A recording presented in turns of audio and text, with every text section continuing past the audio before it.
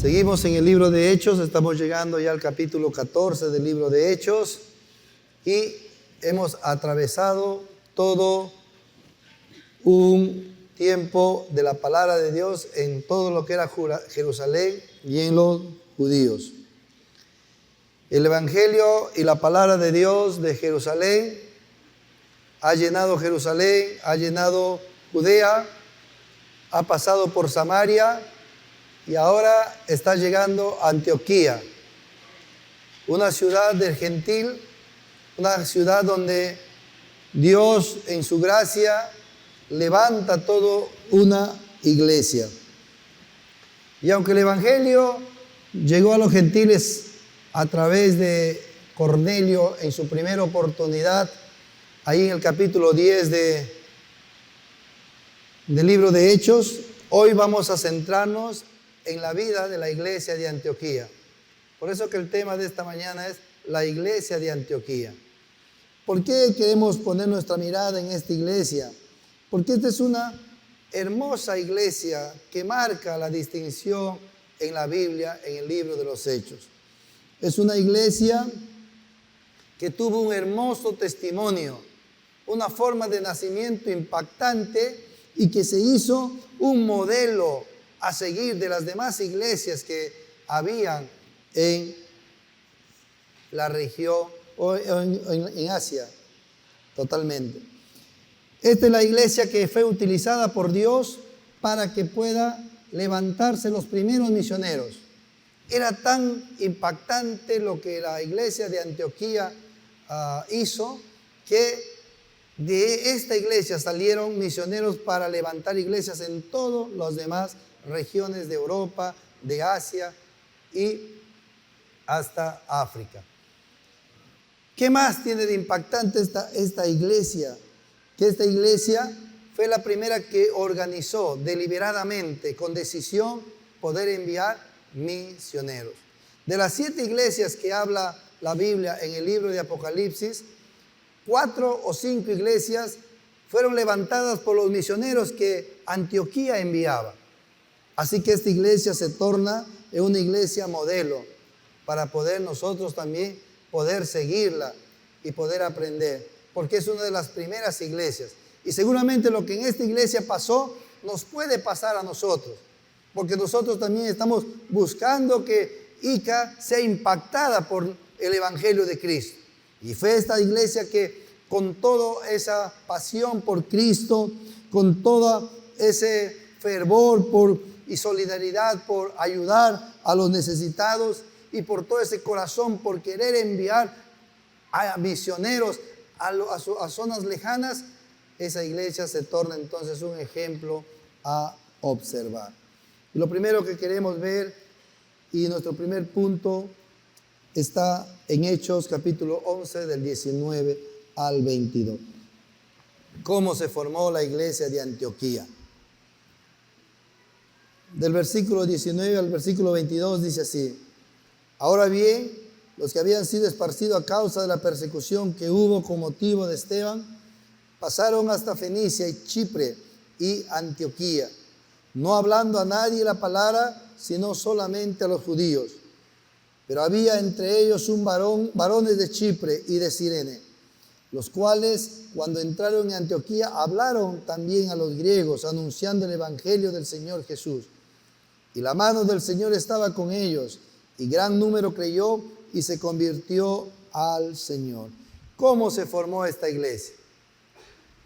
Ya en el capítulo 8 nos menciona Lucas, que escribió el libro de Hechos, que los judíos cristianos fueron esparcidos por una persecución.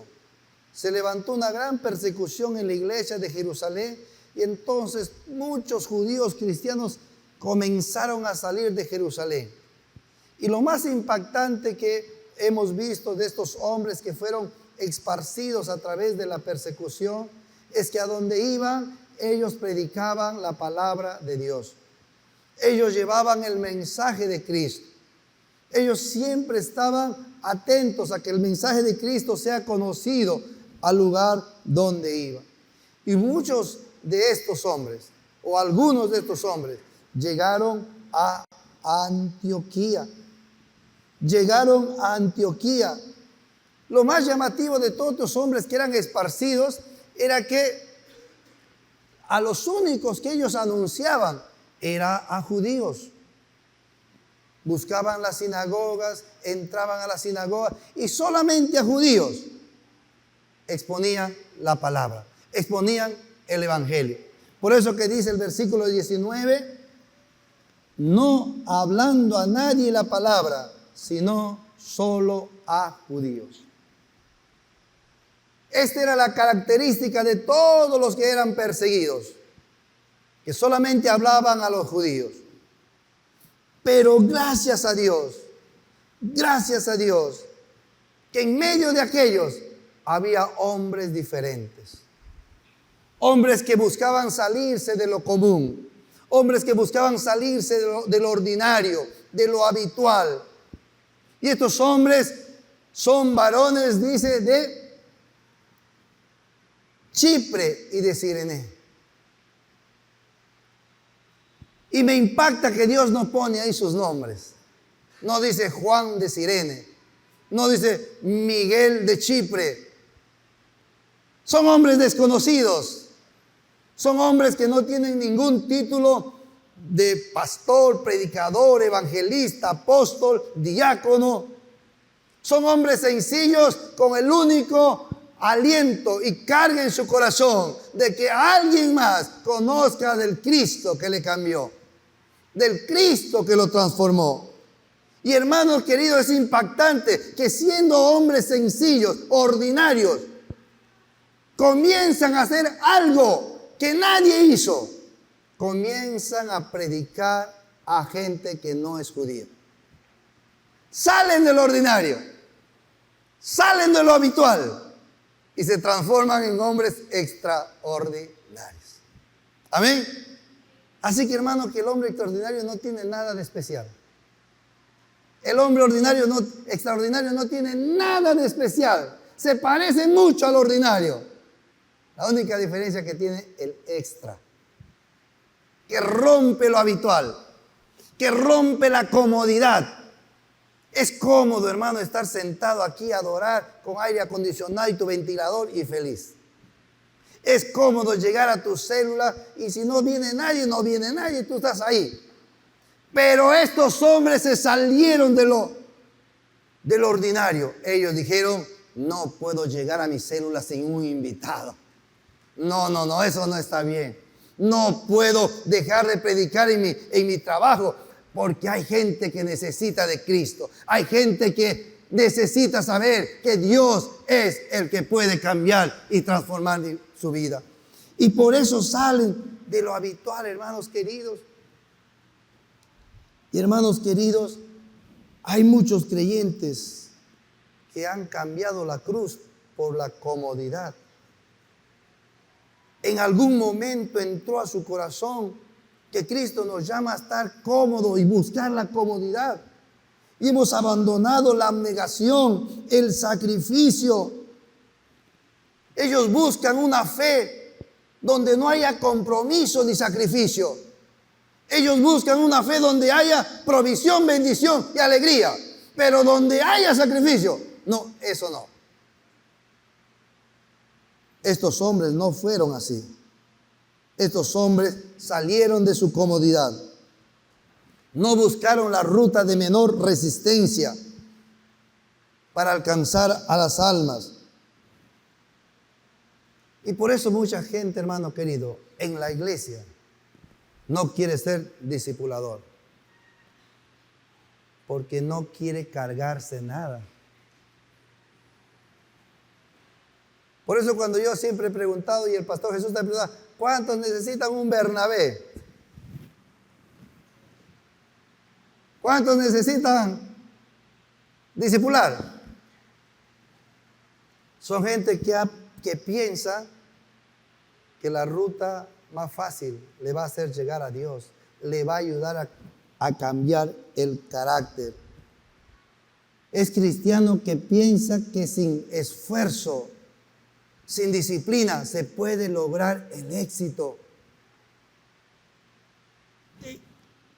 es cristiano que ha entendido mal que si pasar un tiempo en la academia, de la nada va a brotar a su mente la sabiduría de Dios. No se da un tiempo para estar en su academia. No se da un tiempo para discipular. Estos hombres se fueron tras de lo común. Se salieron de hacer siempre lo mismo. Dijeron, lo voy a hacer. Y hermano querido, ¿cuántas veces usted y yo nos hemos limitado por estar cómodos? Mira, Señor, lo único que puedo darte es mis 2 horas. Y Señor, no me esperes a las 11, 11:30 llego. Pero quieren cambios en su vida, quieren transformarse en su vida, quieren que Dios esté con ellos. Pero sin embargo, no se vuelven hombres extraordinarios. No se vuelven hombres que dicen, no sé, tú quizás no querrás estudiar, pero yo voy a estudiar. Mira, no sé, tú llegas tarde, pero yo llego temprano. No sé, tú llegas invitado, yo llego como un invitado, porque yo sé que se necesita hablar de Cristo. Y cuando Dios ve a hombres así, ¿cuál creen que es el resultado?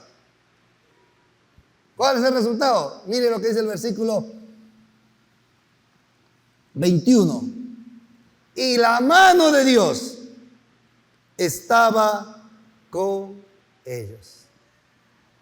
Estos hombres sin saber, sin darse cuenta, estaban obedeciendo a Dios. Nadie le dijo, salgan a evangelizar. Nadie le dijo, salgan a predicar. Ellos dijeron, pero si yo tengo a Cristo, la vida me ha llegado a mí. ¿Cómo no voy a decir a mi familiar, a mi primo, necesitas de Cristo? Vamos a Cristo. Y sin darse cuenta, ellos estaban haciendo algo que Dios siempre había soñado, que todos conozcan a Cristo. Hace mucho tiempo, Dios a Abraham le había dicho, en ti serán benditas todas las naciones. Pero el pueblo judío se acerró y dijo, nosotros. Y los mismos cristianos dijeron, bueno, hay que ir a los linajes de Abraham y hay que predicarle y solamente a ellos. Pero ellos dijeron, no solamente los del linaje de Abraham, necesita también gente dura, gente quebrada, necesita escuchar a Cristo. Y sin darse cuenta estaban obedeciendo a Cristo. ¿Y qué pasa cuando uno obedece a Cristo? La mano de Dios está con él. ¿Sabe qué significa la mano de Dios estaba con él? Que la presencia de Dios le acompañaba. ¿Hay alguien aquí que quiere que Dios le acompañe a todo lugar? ¿Sabe qué necesita? Obedecer y hacer la voluntad de Dios. Cuando tú obedeces y estás en la voluntad de Dios, tú puedes decir lo que dijo el apóstol Pablo. Tú puedes repetir, Dios está conmigo. Y si Dios está conmigo, pero hay mucha gente que está fuera de la voluntad de Dios, pero se repite ese versículo. No, Dios está con nosotros. Dice, ¿cómo que Dios está con nosotros si tú estás con Filisteo? ¿Cómo que Dios está con nosotros si tu vida no está en la voluntad de Dios? Por eso que estos hombres impactan, porque comienzan a hacer la voluntad de Dios y sin que ellos digan, Señor, ayúdame, la mano de Dios estaba sobre ellos. Amén. Qué impactante. Ellos no se atemorizaron, ellos no se acobardaron, no dijeron, los de Antioquía son muy cultos, los de Antioquía son una población muy próspera, ¿qué le vamos a decir? No, ellos dijeron, ellos necesitan de Cristo. Y se esforzaron. Y el resultado es que Dios puso su mano sobre ellos y Dios estaba con ellos. ¿Por qué? Porque obedecieron e hicieron su voluntad. Hacer la voluntad de Dios, obedecer a Dios, atrae a Dios a tu lado. La obediencia atrae a Dios hacia esa persona. ¿Sabe por qué? Porque la obediencia es un síntoma de humildad. Porque la obediencia dice, Señor, no sé, tú me dices eso. Bueno, no me gusta, Señor, pero tú dices eso, pues lo voy a hacer. Eso no es creerme sabio en mi propia opinión. Eso es reconocer que Él sabe lo que es mejor. Eso es humildad. Pero la desobediencia es un signo de rebelión, de orgullo. ¿Qué sabe el Señor? En otros tiempos habrá sido. Él lo conoce. Y nos rebelamos y hacemos nuestra propia voluntad. Por eso que, hermanos, la obediencia requiere de valentía. La obediencia requiere de resoluciones, de ir más allá de aquello que todos lo ven como imposible. Por eso Mateo 11:12 dice así: el reino de los cielos ha venido avanzando contra viento y marea, y los que se esfuerzan logran aferrarse a él. El reino de Dios se ha acercado, pero solamente los violentos, solamente los que se esfuerzan logran ver en su vida el reino de Dios. Le decía hace unas semanas a una hermana, quisiera verle en Ebec, a tu esposo viviendo en Ebec. Y me dice, pastor, sí, estoy orando. Yo le digo, hermana, es bueno orar y te felicito. También necesitas actuar. ¿Cómo, pastor? Preséntale el evangelio. Seguramente se va a enojar, se va a fastidiar. Y segundo, ámale. Y cuando le dije ámale, ay, ¿qué pasa? Le digo, no, lo que pasa es que tenemos cosas. Y estás pidiendo por Dios. Señor, cámbiale. Hermana, no. Sé violenta. Ve, abrázale, bésale. Dícele, papi Ricky, te perdono y perdóname. Y vas a ver cómo esto cambia. Hacer la voluntad de Dios atrae a Dios hacia ti. Por eso les decía, mucha gente quiere a Dios metido en sus problemas, pero ellos siempre desobedeciendo, rebelándose. Pero estos hombres nos muestran que cuando hacen la voluntad de Dios, Dios anda con ellos. Y dice, y la mano de Dios estaba con ellos. Y gran número, ¿qué pasó? Creyó y se convirtió. Creyó y hay muchos que creen y no se convierten. Solamente creen. ¿Cómo le hemos dicho esa fe? Es la fe del diablo, de los demonios. El demonio cree, pero no obedece. Tiembla delante de Dios, pero va a hacer su propia voluntad. Por eso que Dios dice aquí, creyeron y se convirtieron. Y se convirtieron al Señor. Qué hermoso ver, hermano, que cuando cada hombre, una mujer decide caminar en la voluntad de Dios y decide obedecerle, pues la mano y la presencia de Dios está con él. Eso le pasó a José. Génesis 39 habla de José, un joven de 17 años, sacado de su familia, vendido como esclavo. El joven primogénito, el más querido de su familia, le quitaron. Y este joven, en vez de ir y darse al abandono, lo que me hicieron, lo que me lastimaron, mi padre, y lo otro. Este joven dijo, bueno, ¿qué hay que hacer? Soy esclavo, ya, voy a ser mejor esclavo. Y se hizo tan bueno, y se hizo tan trabajador. Y Dios ama al trabajador y al esforzado. Por eso dile al que está a tu lado, no seas vago. No sea vago. Si usted es vago, está como la cigarra. Sigue tocando su cosita.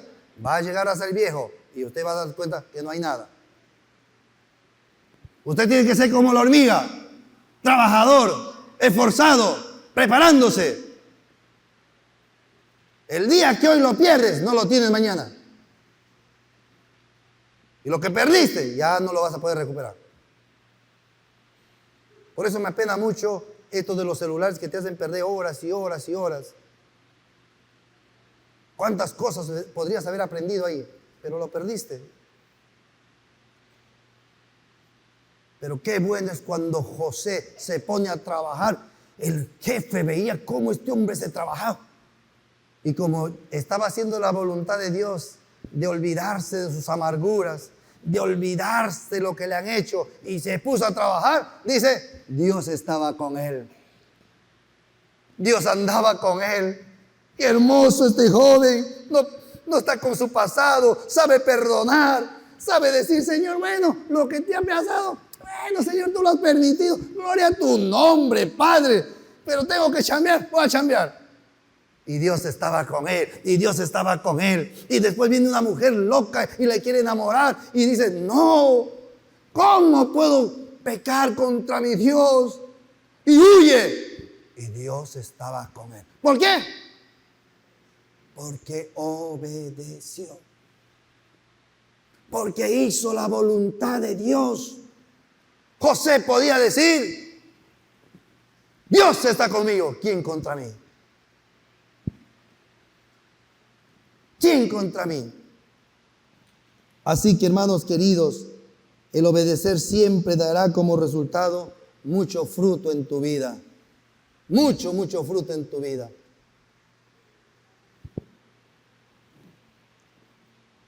Y necesitamos nosotros aprender de estos hombres para poder salir de nuestra comodidad, para poder salir de lo habitual, de lo común, para poder salir de lo que a veces comienza a disminuir nuestras ganas, nuestro anhelo de hacer la palabra de Dios, de seguir el mensaje del Señor.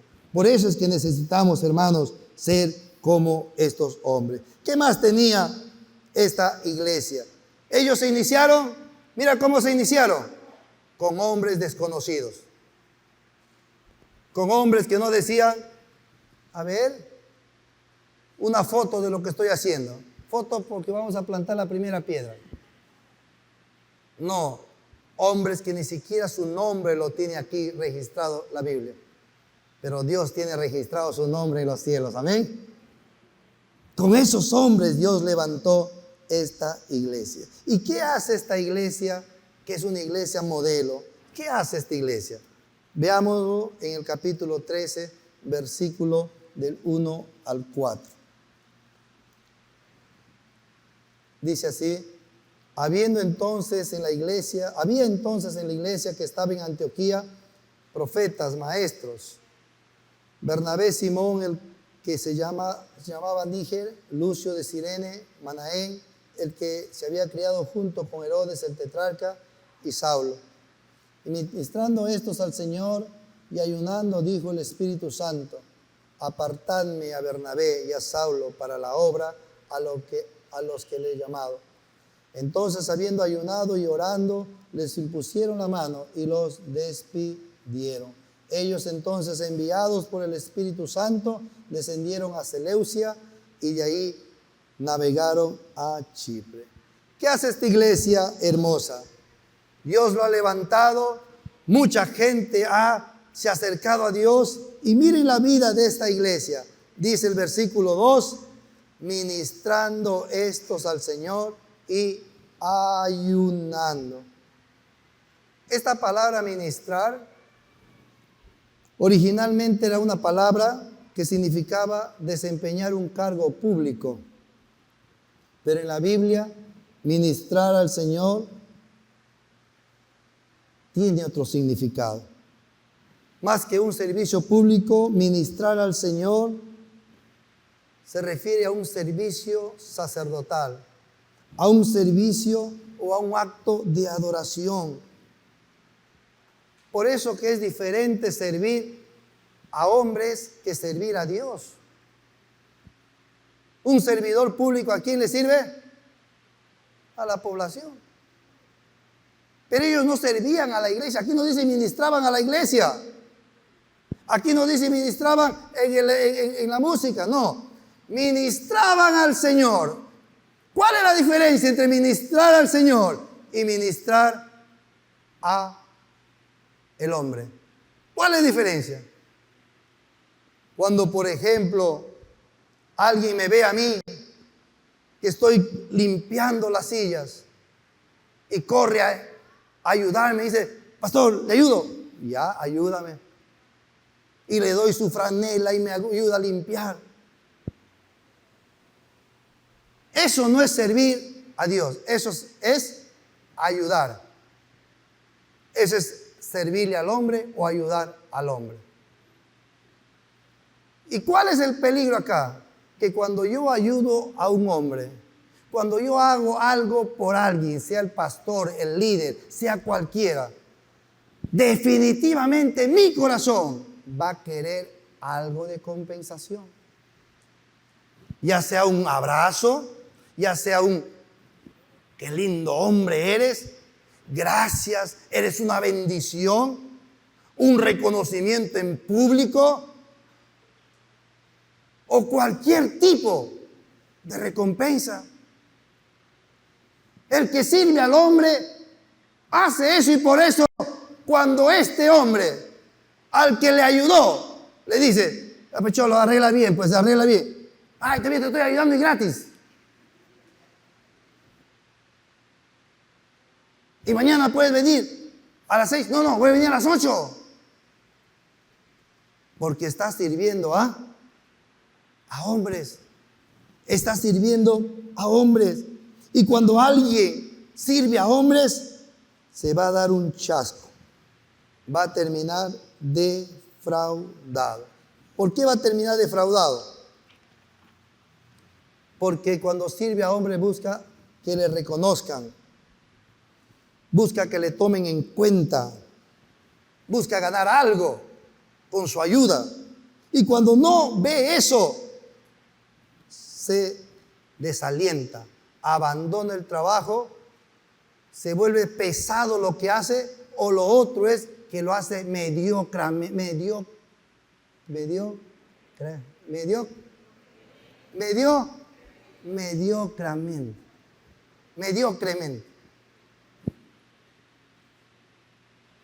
El hacer por el hombre nos lleva a hacer las cosas pesadas, mediocremente y quejándonos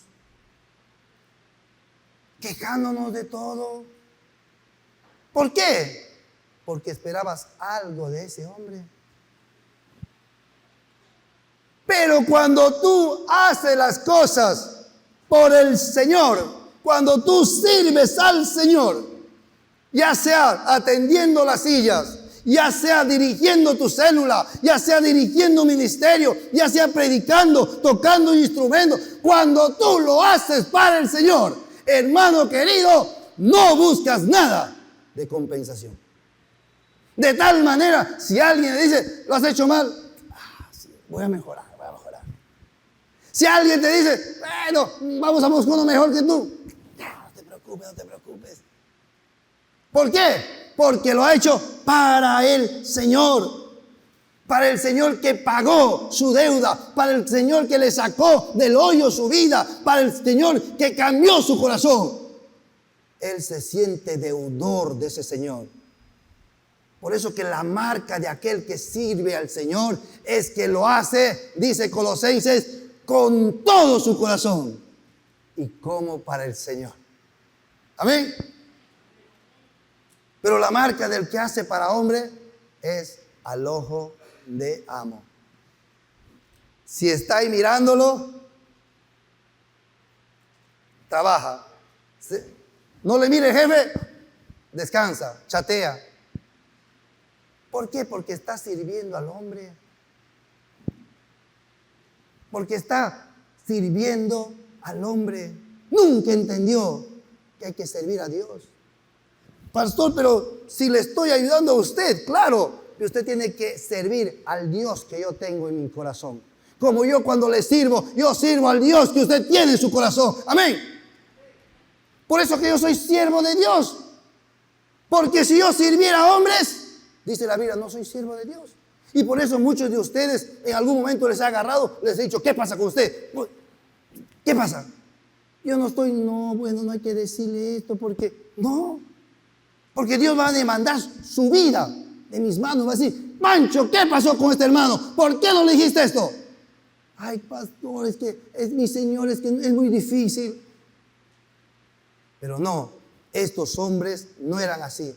Estos hombres aprendieron a ministrar a Dios. Aunque servían a la iglesia, su mirada no estaba en la iglesia, su mirada estaba en el Señor. Amén. Aunque estaban dirigiendo su ministerio de niños, no era para los niños, no era para el líder niño, era para el Señor. Aunque se ponían en el cafetín, no era para la iglesia, era para su Señor. Servir al Señor cambia el corazón. Hermano, cuando alguien entiende y sirve al Señor, se acrecienta el ánimo, el espíritu crece, la alegría crece y te lleva a querer hacer lo mejor de lo mejor para el Señor. Se baja todo ese anhelo de que alguien me conozca. No hago si no tengo todas las facilidades. No, eso se cae y se levanta el anhelo de hacer las cosas con todo el corazón, como para su Señor. Y muchas veces uno ve apenadamente, hermano, que muchos cristianos eso sí lo hace para su trabajo secular. Para su trabajo secular lo hace con tanta pasión. Pero cuando Dios le entrega una labor, no, lo que sobre. Y lo que sobre, y todavía me voy a quejar. No ha entendido. Esta iglesia ha entendido. Por eso que esta iglesia se vuelve un modelo de la iglesia. ¿Cómo tiene que ser el hombre, el miembro de una iglesia de Dios? Tiene que haber aprendido a servir a Dios. ¿Por qué a servir a Dios con todo el corazón? Porque es Cristo quien dio su vida por usted. Yo no di mi vida por usted, hermano. Es Cristo. Es Cristo quien le sacó del hoyo su vida. Es Cristo que le dice, me coronó de beneficios. Todo lo que usted haya disfrutado ha venido de Cristo. Por eso cuando hay un hombre que entiende eso, hermano, le ves metido de cabeza lleno, sirviendo a su Señor. En todo lo que hace. En todo lo que hace. No hay cosa que sea menos de él. Está en su trabajo secular, sirve como para Dios. Viene a la iglesia, sirve como Dios. Está en su célula, sirve como Dios. Todo lo que hace, lo hace como para Dios. Aún dice la Biblia, todo lo que hace, sea de palabra, aún su boquita habla como para Dios. Amén. Se va. No se juntaba ahí Pablo, Bernabé, Simón, Lucio, no se juntaban al chisme, a la queja, al hablar mal de alguien. No, ellos se juntaban para hablar de Dios. Se juntaban para poder expresar lo que han encontrado en Dios cada uno. Qué bonito. ¿Qué más hace esta iglesia, hermanos queridos? Hace lo que dice 2 Corintios 12, 15.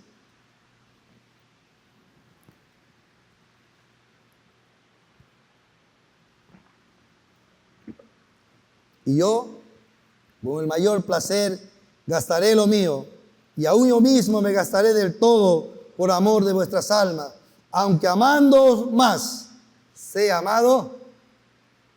¿Ves la expresión de un hombre que hace las cosas por el Señor? ¿Ves el corazón de un hombre que sabe que sirve al Señor? Por eso Pablo dice, yo sé en quién he creído, yo sé a quién sirvo. Y como le ves así, no se ves quejando, mira que me han golpeado, mira que me han hecho, me han apedreado, ya no sigo más. ¿Hasta cuándo, Señor? No, yo sé a quién sirvo. Yo sé lo que Él hizo por mí. Y he decidido aún mi vida dar por Él, dice el apóstol Pablo. Aunque amando más, os he amado menos. ¿Cuántos son líderes celulares? Sí que hay ovejitas difíciles, ¿sí o no? Que te sacan canas. Hay ovejas que te entienden lo contrario que le quieres decir. Y hay ovejas que te entienden pero no lo quieren hacer. Pero como ese líder está sirviendo al Señor, no se cansa. Sigue, porque al Señor sirve. Porque al Señor sirve. De Él va a venir la recompensa. Por eso que servir al Señor, hermanos, es hacerlo de todo corazón como para el Señor y no como para los hombres, pues de Él recibirá la recompensa. Si tu líder, si tu pastor no te da algo de reconocimiento, un agradecimiento, hermano, usted no se desanime, no diga, ay, que no. Usted sea sabio, diga, ya el pastor Panchito se está haciendo viejo. Ya se está olvidando. Y siga haciendo las cosas para su Señor. Amén. Pero diga, ay, no, que yo no hago. No, no haga eso usted, hermano. Usted siga sirviendo al Señor. ¿Qué más hacía la iglesia? Ministrando al Señor y ayunando.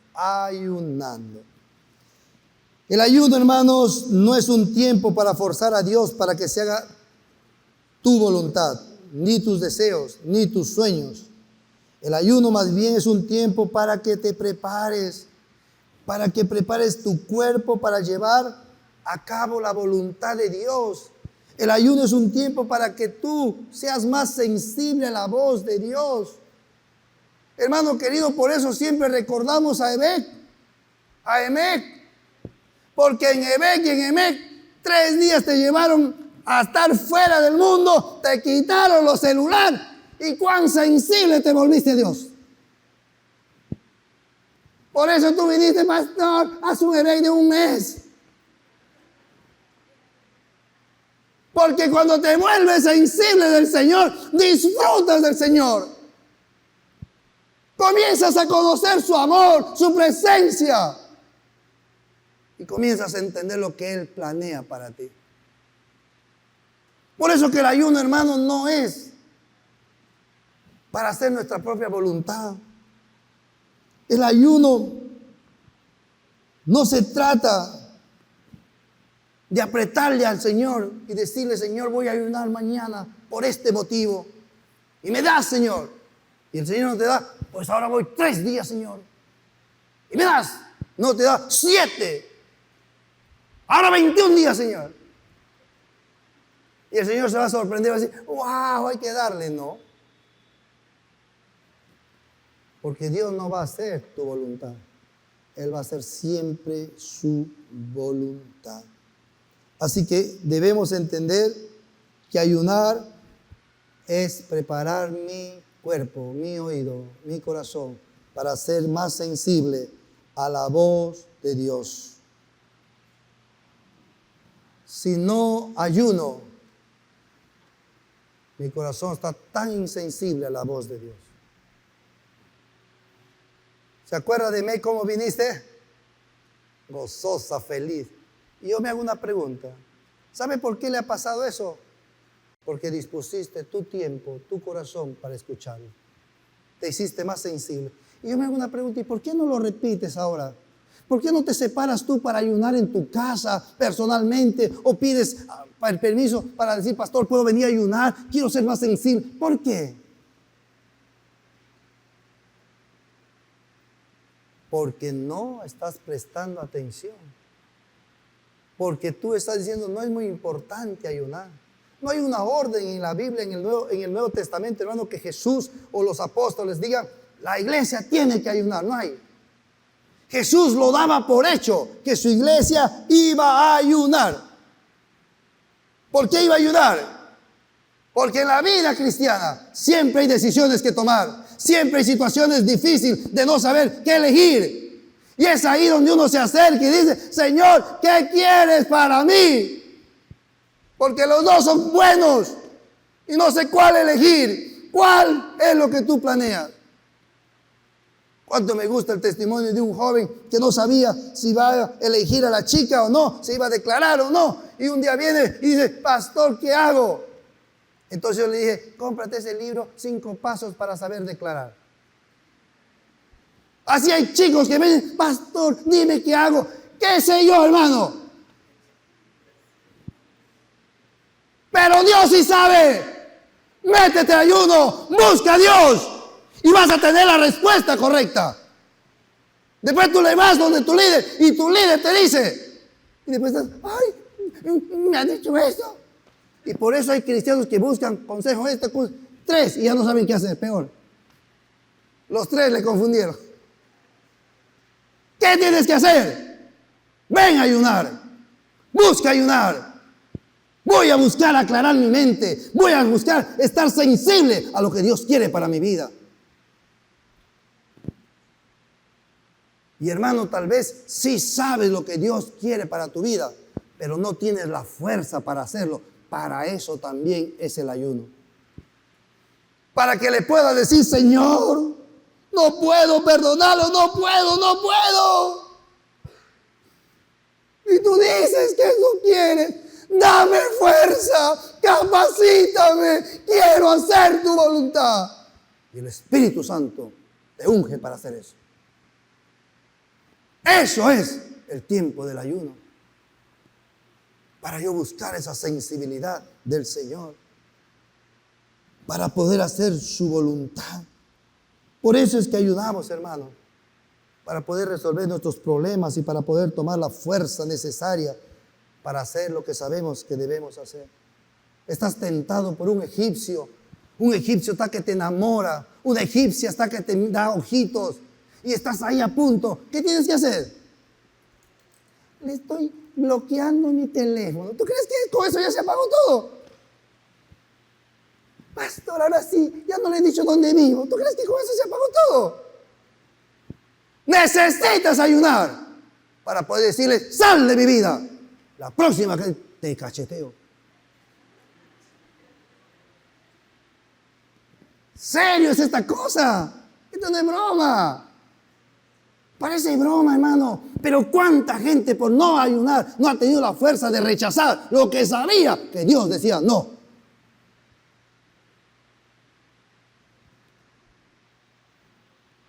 Y por eso como pastor estoy aquí para decirle, ayune, pídale a Dios dirección. ¿Y qué más pasa en el ayuno, hermano querido? Mira lo que dice el versículo 2, 3 y 4. Ministrando ellos al Señor y ayunando, el Espíritu Santo dijo, apartadme a Bernabé y a Saulo para la obra que los he hecho. Entonces, habiendo ayunado y orado, les impusieron las manos y les despidieron. Entonces, ellos, enviados por el Espíritu Santo, descendieron a Chipre y Seleucia. ¿Sabe qué está diciendo, hermano? Que es en el ayuno, cuando un hombre entra en ayuno, donde Dios le llama, le aparta y le envía. Es cuando un hombre se vuelve un hombre de ayuno, de oración, donde Dios le impacta en su corazón. Dice, te voy a enviar, te voy a usar, suelta cosas porque yo necesito usarte. No es comiendo pollo en Rockies que Dios te va a llamar. No es que ahora no tengo trabajo, ahora sí quiero servir al Señor. No te va a llamar así el Señor. Dios llama al que está ayunando. Por eso si tú vienes a decir, pastor, quiero, y no te he visto ayunar y no ayunas, no, hermano, te estás engañando. El Espíritu Santo llama a un hombre de ayuno, a un hombre que le está buscando, a un hombre que está doblado sus rodillas diciendo, Señor, ¿por qué tengo esta impresión en mi corazón? ¿Qué quieres de mí? ¿Qué quieres de mí? Y el Espíritu Santo capacitando, preparando, apartando para su obra.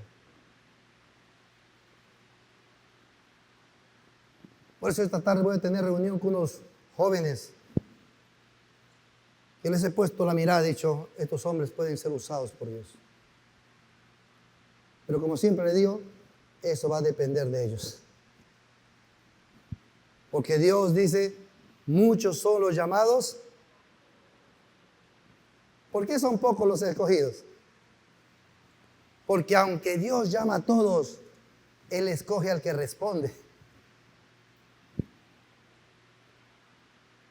Él escoge al que responde. Él escoge al que le busca.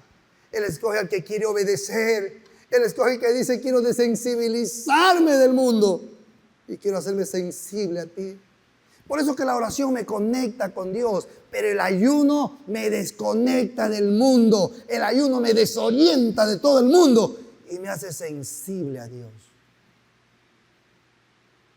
Por eso que ayunar, hermano, no es venir, sentar y esperar que alguien cante. Ayunar es venir a orar, venir a clamar, Señor, ahora estoy necesitado. Háblame, háblame, Señor, por favor.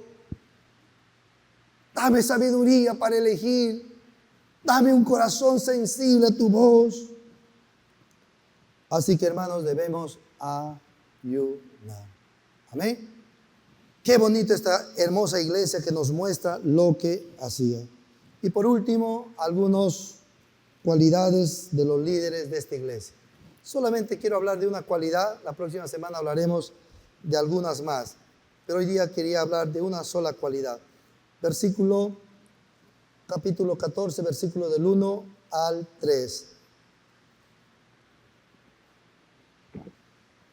Aconteció en Iconio que entrando juntos en la sinagoga de los judíos y hablaron de tal manera que creyó una gran multitud de judíos y asimismo de griegos. Mas los judíos que no creían excitaron y corrompieron los ánimos de los gentiles contra los hermanos. Por tanto se detuvieron allí mucho tiempo, hablando con denuedo, confiándose en el Señor, el cual daba testimonio a la palabra de su gracia, concediendo que se hiciesen por sus manos, por la mano de ellos, señales y prodigios. ¿Cuál es esta cualidad que mostraban los miembros de la iglesia de Antioquía? Denuedo. Denuedo es una cualidad esencial que todo cristiano tiene que tener. Denuedo, solamente con denuedo podemos alcanzar y arrebatar el reino en nuestra ciudad, en nuestra célula, en nuestro ministerio, en nuestra vida, en nuestra familia. Solamente con denuedo. ¿Y qué es denuedo? Denuedo es hablar con libertad la verdad. Denuedo es tener astucia, audacia, valentía, quitarnos el temor, abandonar la cobardía y actuar con valentía. Eso es denuedo. Por eso que estas características lo muestran los miembros de la iglesia de Antioquía, pero no solamente los miembros, ya el apóstol Pedro también en Hechos capítulo 4, cuando estaba frente al concilio y el concilio le amenazaba y le decía, deja de hablar de Cristo, deja de hablar la verdad, dejen de hacer eso, les vamos a castigar, les vamos a meter en la cárcel, les vamos a hacer esto. ¿Qué dijo Pedro valientemente? Tranquilos, escuchen, no es aceptable obedecer primero a los hombres antes que a Dios. No es correcto eso. Primero se obedece a Dios, luego tal vez a ustedes, pero primero a Dios. Y lo dijo con valentía, pero a pesar que lo dijo con valentía, la presión, lo que estaba sucediendo ahí, le llenó de miedo. Porque cuando llegó a la iglesia le dijo, hermanos, nos van a golpear, nos van a amenazar, hermanos, todo eso concilio nos va a atacar. ¿Y qué dijeron los hermanos? Hermano, entonces no hay que hacer reuniones. Hermano, ¿sabes qué? Ya no hay que decir Jesús para que no sepan que estamos hablando de Jesús. Hay que decir Jesus. Hermano, entonces ya no hay que predicar que necesitan arrepentirse. Lo que hay que decir es que Dios quiere bendecirles. Entonces ya no hay que predicar que dejen su pecado y vuelvan a Dios. Sino hay que decirles, bueno, de a poco pueden ir haciendo las cosas. Ellos no hicieron eso. Ellos se oraron, se dijeron, vamos a orar. Y comenzaron a orar y comenzaron a decirle, Señor, mira lo que nos están diciendo, mira lo que nos hacen, nos atacan, nos dicen cosas vanas, nos piensan destruir. Y el versículo 29 del libro de Hechos, capítulo 4, dice así.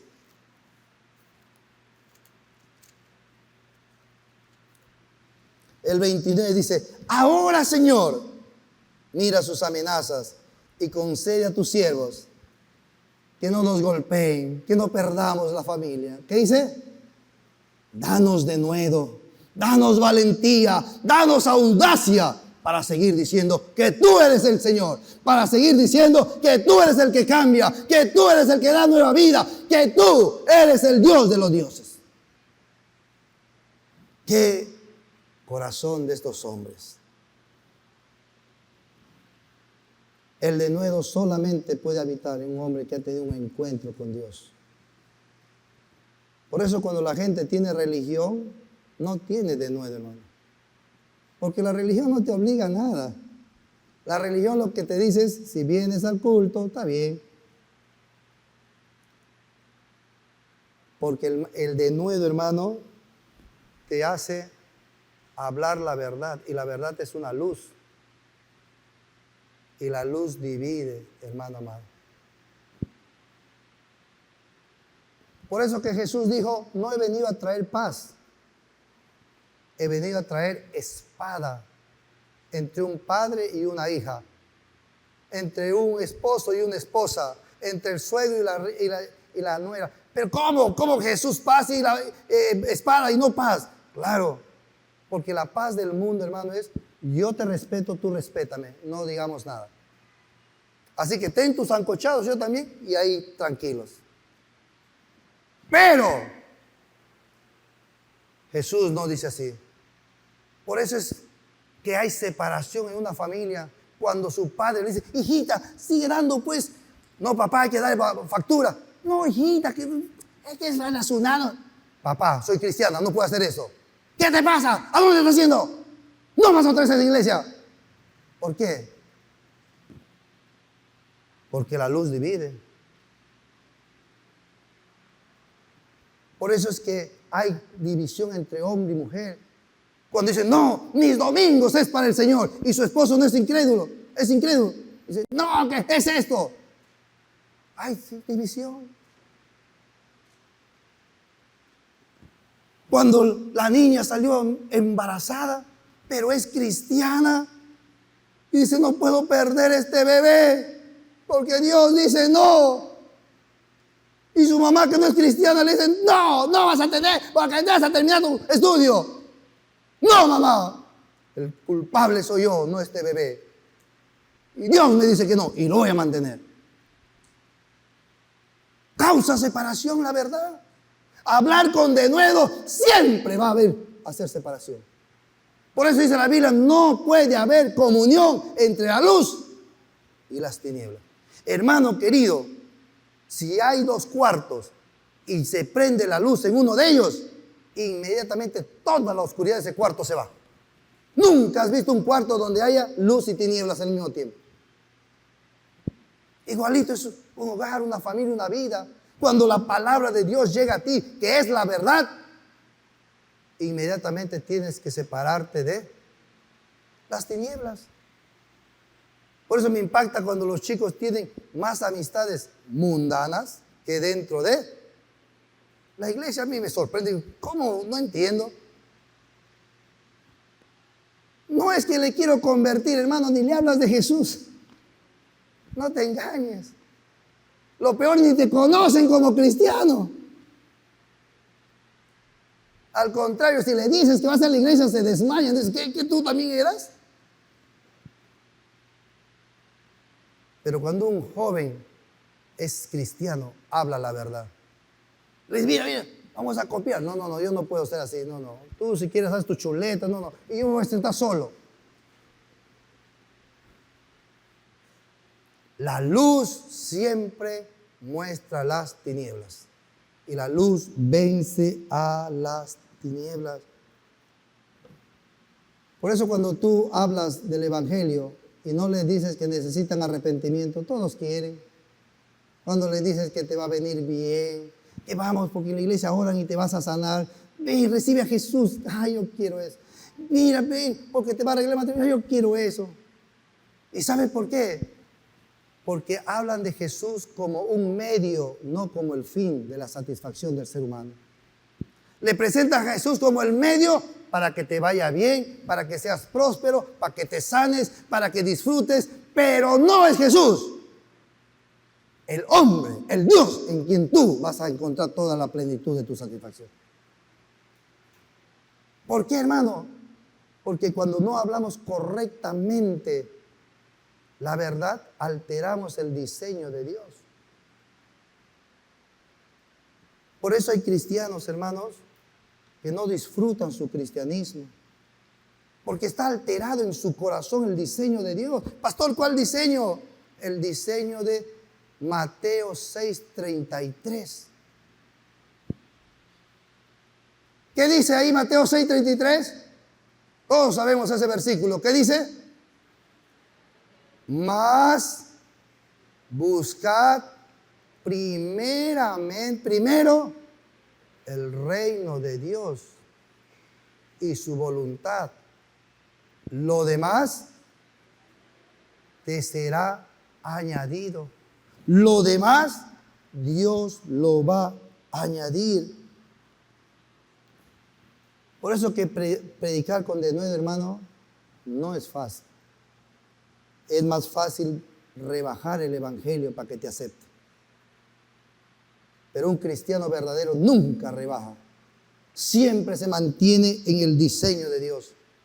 ¿Quieres ser cristiano? ¿Quieres entregar tu vida? Pero sabes que va a ser primero. Todo lo demás se vuelve atrás y tú vas a poner a Dios por primero en tu vida. ¿Quieres eso? Amén. ¿Quieres seguir eso? Amén. Este es el diseño de Dios. Primero Dios. El resto viene como añadidura.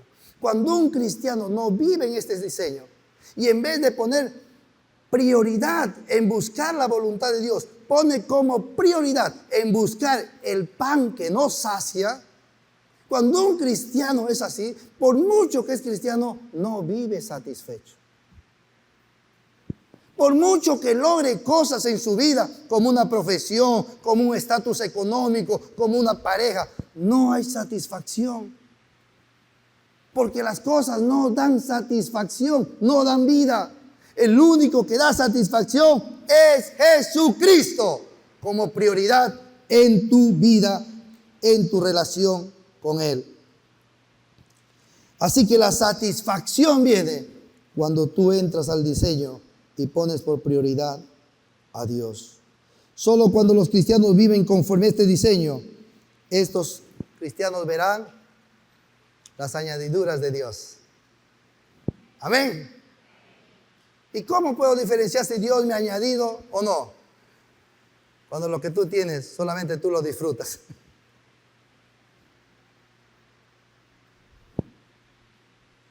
Cuando Dios no te ha dado tu profesión, tú te lo has conseguido. Tú sabes qué dices, me he quemado las pestañas, así que no puedo rebajarte. Cuando te consigues algo, tú nomás lo vas a disfrutar. Pero cuando fue una añadidura de Dios, bueno, Dios me diste, vamos a ponerle para todos. Porque de Dios vino y es para que todos lo podamos disfrutar. ¿Cómo estamos, hermanos amados? ¿Cuántos quieren ser como esta iglesia de Antioquía? Amén. ¿Qué necesitamos? Obedecer, servir al Señor y tener denuedo en nuestro corazón. Amén. Obedecer, servir al Señor, no a hombres, y tener denuedo, valentía, fuerza para hacer su voluntad.